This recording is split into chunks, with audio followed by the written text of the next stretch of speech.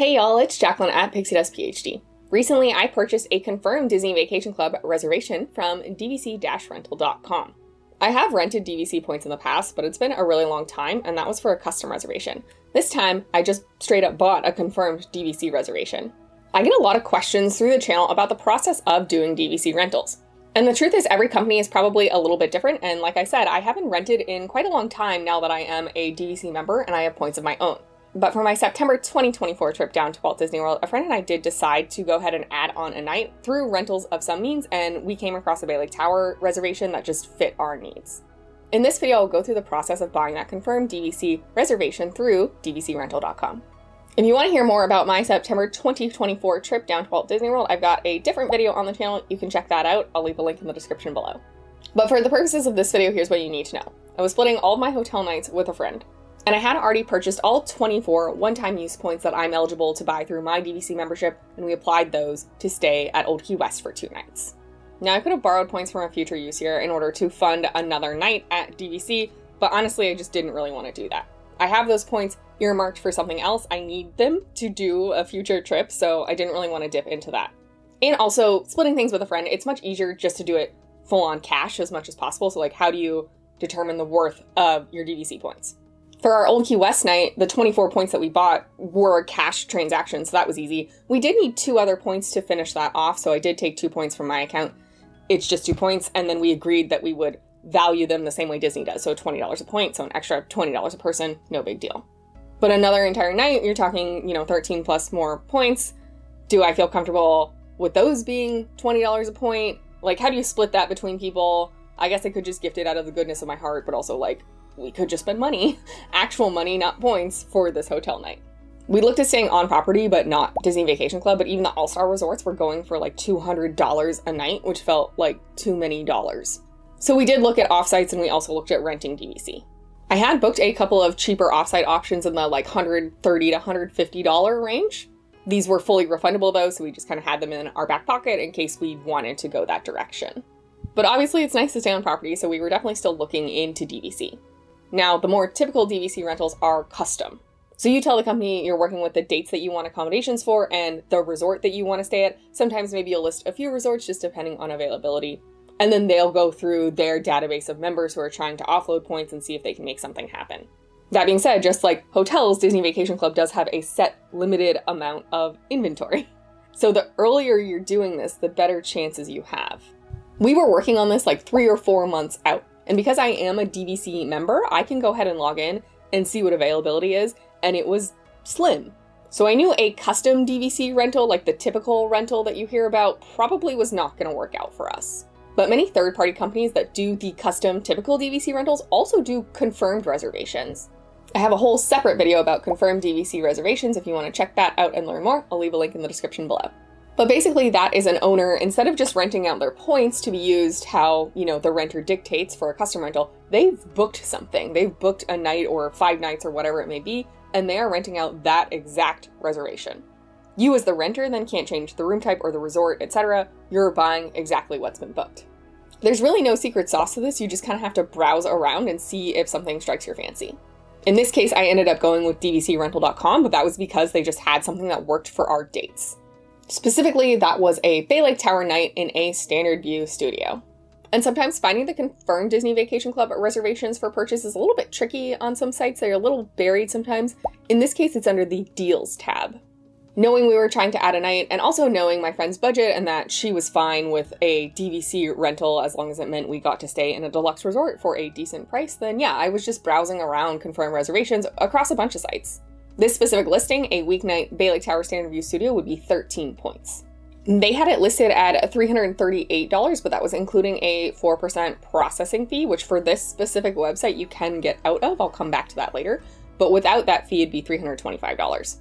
In my experience, looking at custom or typical DVC rentals, those are typically going for about $25 a point. There's a lot of variables in that. Different companies price things out differently. Some companies have tiers for different resorts, like more desirable resorts will cost more. Some companies have tiers based on how far in advance you're booking things out. So if you want to book it 11 months, that'll cost you more than if you want to book it 3 months, all those factors. So, $25 a point is definitely a gross overgeneralization, but that's kind of the guide that I go with to make sure that I'm not getting ripped off. And so in this case, if we paid $325 for the single night at Bay Lake Tower, that would be 13 points for the member. That's $25 a point, so it's not disgustingly overpriced. It also is not necessarily a deal. You can sometimes find very good deals on confirmed DVC reservations, but I didn't really need a deal, I needed a hotel night. And so I checked in with my friend and she was comfortable with this also, so we went forward. Specifically for DVCrental.com, once you're on the confirmed reservation you want, you click the Book Now green button. Then there's a booking form you have to fill out, and you have to give them a $200 deposit via PayPal right then and there. But that $200 does get applied to the room rate, so it's not lost money or anything. If for some reason they are unable to secure the room, so in my head this means if the member they're working with is like non-responsive, then you get your money back. That $200 does come back to you.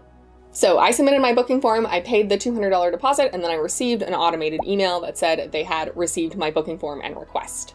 The company then coordinates with the owners to switch out the name on the reservation.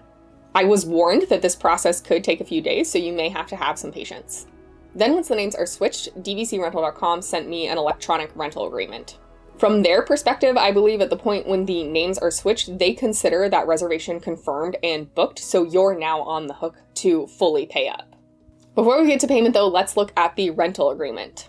This is paperwork and I am big on fine print. I don't think I would have signed it if I was uncomfortable with anything, but everything was totally fine. The rental agreement listed all the key variables that you'll want to double check.